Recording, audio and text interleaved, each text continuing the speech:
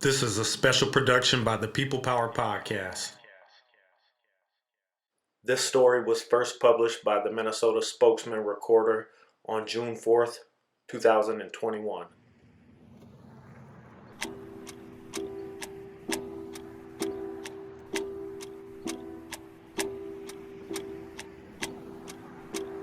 One year ago at this intersection, just hours after Dante Wright was murdered by Brooklyn Center police, there was a horrific accident and shooting.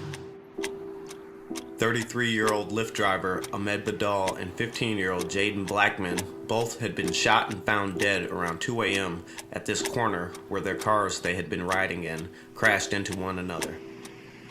Police reported that Badal's body was found about a block away from the crash. Blackmon was found dead by police in the other car in which he had been a passenger. It is not clear what led up to their deaths or who killed them. At the time, Minneapolis police spokesperson John Elder responded to an inquiry into the killings in a statement that said, "Because this case is being very actively investigated, I am unable to disclose any other facts of the case." On May 14th, more than a month after his murder, Badal's family met with then Minneapolis Police Chief Madeira Arredondo, who attempted to dispel rumors that police were involved in his death. "We told the chief we don't believe them," said Badal's widow, Gari Abdi. Both families of the victims say police could clear up exactly what happened that night. According to Abdi, when Arredondo was asked if the family could view street surveillance videos, police body cams, and dash cam evidence, the chief denied that any of it existed. Badal's family believes his car was struck by a speeding silver car full of teenagers fleeing from police. The family assumes that Badal got out of his car after the crash and was then shot and killed. According to the family, a friend of Ahmed was on the phone with him at the time of the accident. The friend said Ahmed's last words were, "There are a lot of police ahead," and then he heard groans and the phone dropped. "What are they hiding?" said Badal's widow. "We don't have any information about this. Sometimes I think the police shot and killed him." Police spokesperson Elder said, "We have met with numerous members of the community and a victim's family. I am well aware that there is the rumor that this was an officer-involved shooting. That simply is untrue." 15-year-old Jaden Blackmon's mother, Ramisha Jones, confirmed that her son was riding inside the wrecked silver car. Jones has not received answers about who killed her son and why. She said Jaden was killed closer to 1 a.m. based on the phone call she received around 1:18 from a relative who told her that her son had been shot. She believes, based on that call, that her son had been shot earlier before the car crash, and the teens he was riding with were taking him to the hospital when they crashed into the Lyft driver's car.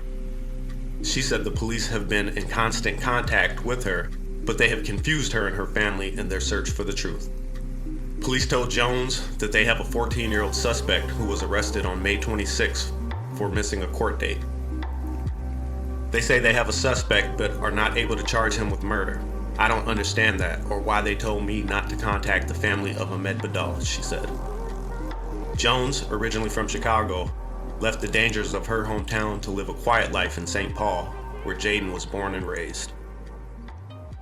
Despite what the chief told the family of Badal, police detectives told both families that there was street surveillance at the intersection of the accident, and they have secured the video. According to several residents who witnessed the aftermath of the murders and car accident, there was a female police officer in a sedan parked in the bike lane on 28th Street who raced to the silver car with what appeared to be a first aid kit. Police reported that the first officer on the scene was from Metro Transit. It is likely that the officer's body cam and dash cam would have captured the shooter and any other people or cars involved. "I just think the details that we do know are awfully suspicious for the police being involved," said Christine Rangan, the midwife of Badal's widow. "And the fact that they haven't come forward with any information seems like they're hiding something. There's a lot of people that were there, over a dozen witnesses, and nobody knows what happened." She believes if they were a white family, they wouldn't be treated this way. Gari and her late husband, Ahmed, spent most of their lives in a refugee settlement in Ethiopia. They came to the U.S. on refugee visas in 2015 with their 2 daughters. Gari gave birth to 4 more children since arriving in Minnesota, including their 6th child. a baby named Abdi Nasser, born after Ahmed was killed. This is the first podcast in a mini-series about the unsolved murders of Ahmed Badal and Jaden Blackmon.